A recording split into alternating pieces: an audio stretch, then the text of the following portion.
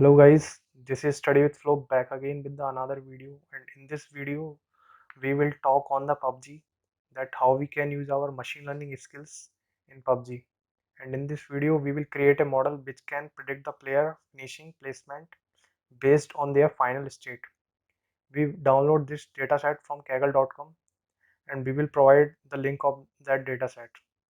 So in this we perform some exploratory data analysis on the dataset. We made some visualization and finally predict the player finishing placement. So let's jump to the Jupyter. Now let's import some libraries such as NumPy for linear algebra, Pandas for database manipulation, Matplotlib for plotting some graphs, and C1 also for graphs. Now we will read our data set, train equal to pd.read CSV and the file path. Now we will check the first 5 rows and last 5 rows of the data by train.head and train.tail. Now we will check the information of our data. So we will use the function train.info and here is the output. Now we will check the count, mean, standard deviation, minimum value, max value.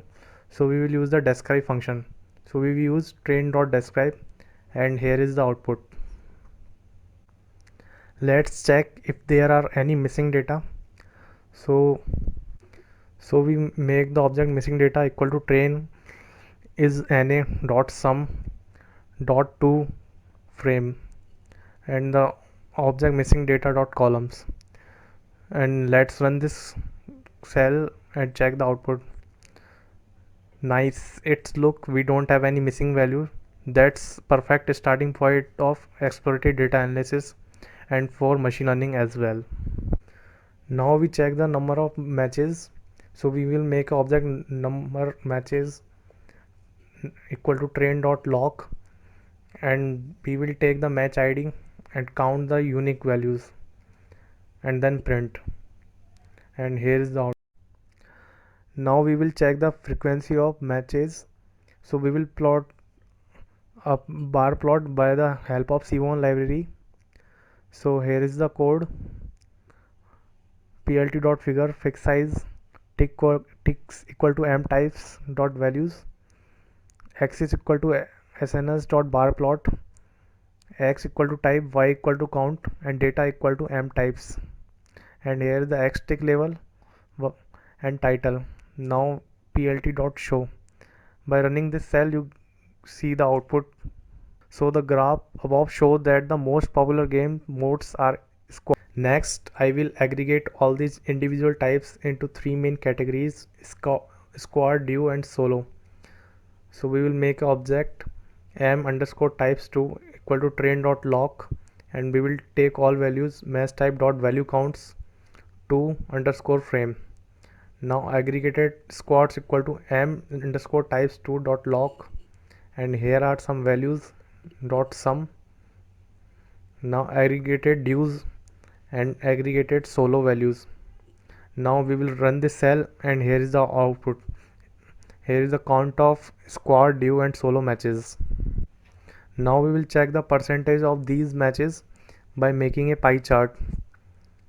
Fig1 comma x is equal to plt dot subplots fixed size, label equal to squad, duo, solo, wedges text auto text equal to x1 dot pie aggregated underscore empty count, text prop equal to dict color auto ct, and start angle x1 dot axis comma bracket equal x1 dot ligand wedges labels and title location. Now plt dot setup auto text size and weight, plt dot show, and here you can see the output that squad matches are 54.1%, duo matches are 29.7%, and solo matches are 16.2%. Now we will check the number of groups by plotting a distribution plot with the help of C1 library. plt.figure fixed size x equal to sns.distplot train number of groups, x dot set title, and plt dot show. And here is the output. The graph allows to clearly notice distribution 3 spikes referring from left to right. Squad games, duo games. Now we will check the kills and damage dealt.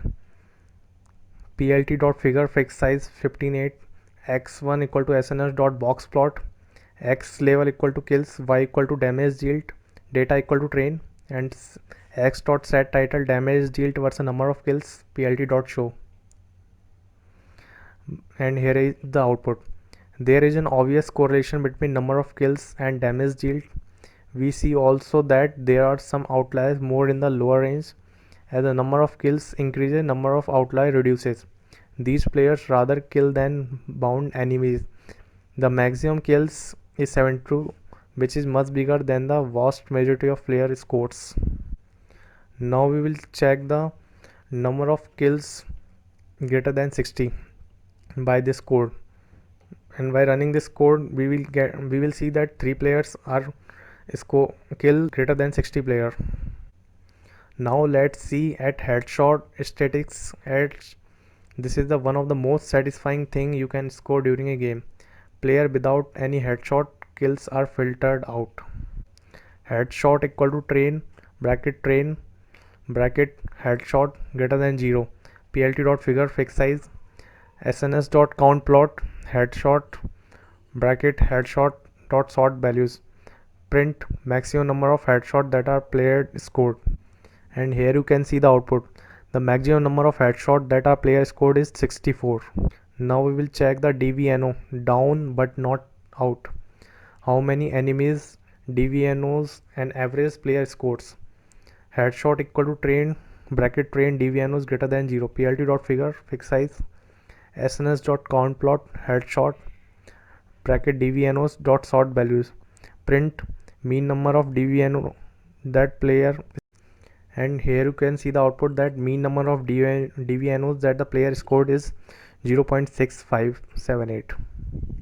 Let's see the correlation between DVNOs and kills by plotting a box plot. plt.figure fixed size 15.8, x2 equal to sns dot box plot, x equal to DVNOs, y equal to kills, and data equal to train, and x2 dot set title number of DVNOs versus number of kills, plt dot show. It seems that DVNOs are correlated with kills. That makes sense, as usually if player is not killed by headshot, you have to finish him while he is DVNO state. Interesting is the first observation in the plot. Apparently there is a number of players who scored a kill without DVNO. There is usually a headshot or a vehicle explosion. Now we will check the longest killing distance by plotting a histogram plot. Dist equal to train bracket longest kill less than 200, plt dot rc params bracket axis dot axis below equal to true, dist dot hist bracket longest kill bins equal to 20, fixed size equal to 16.8, plt dot show. And here you can see the output, and in output you can see longest kill is 200 meter. Now we will check the average longest kill distance that a player can achieve. Print equal to average longest kill distance a player achieve is bracket colon comma 1f m. 95% of them are not more than n comma percent colon dot 1f and m, and a maximum distance is bracket colon comma 1f m. Dot format train bracket longest kill dot mean comma train bracket longest kill dot quantile 0.95 train longest kill dot max. Average longest kill distance a player achieves is 23 meter. 95% of them not more than 126.1, and the maximum distance is. Now we are using the XGBoost library in our model. The XGBoost library is used for the implementation of gradient boosted decision trees designed for the speed and performance that is dominating competitive machine learning. So we are importing that.